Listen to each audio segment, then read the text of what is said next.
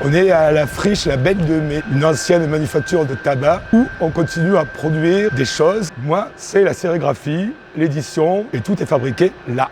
Ça s'appelle Le Dernier Cri. Donc, Le Dernier Cri, c'est une maison d'édition au départ associative qui s'est installée à la friche en 97. Enfin, ça fait plus d'un quart de siècle que je suis ici. C'est un endroit qui accueille les artistes en résidence. Souvent, c'est des gens qui ont une pratique de l'édition, du dessin, de la sérigraphie. C'est l'endroit où on fabrique les cadres. Ça, c'est la machine qui sert à essoler. Et là, c'est la seule douche efficace de la friche Belle de Mai. Les murs sont propres, tout est resplendissant. Et c'est là qu'on nettoie les cadres de sérigraphie. Tous les livres sont là, il y en a des tonnes. Tout a été fabriqué à Marseille. C'est super bio avant que ce soit à la mode. Encre à eau, pas d'encre toxique. On n'imprime pas de plastique, on n'imprime pas du métal, on imprime du papier. La sérigraphie, l'intérêt, c'est de pouvoir avoir des couleurs franches, quoi. Des couleurs qu'on ne peut pas avoir forcément en offset, quoi. On peut imprimer sur papier noir, du blanc. Alors...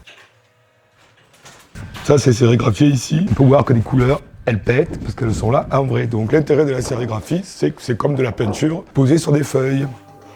L'espace où on est là, c'est une partie de l'atelier qui a été transformée en petite galerie. C'est ouvert tous les jours, c'est gratuit et c'est ouvert au public. Tous les publics. Voilà, maintenant on porte un masque parce que c'est très dangereux en ce moment. Protégeons-nous. On accueille des artistes du monde entier. Qui sont ces gens? C'est des gens qui ont un trait particulier. C'est un style graphique. En Europe, ils appellent ça les graphzines.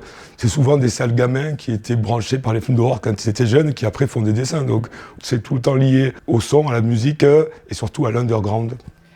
Ça, c'est un artiste marseillais, Alphonse Salt, qui est un résident de la friche aussi. Voilà la dernière étape du procédé, les paquets directement du producteur au consommateur. C'est le dernier cri des artistes, c'est le dernier cri des livres sales.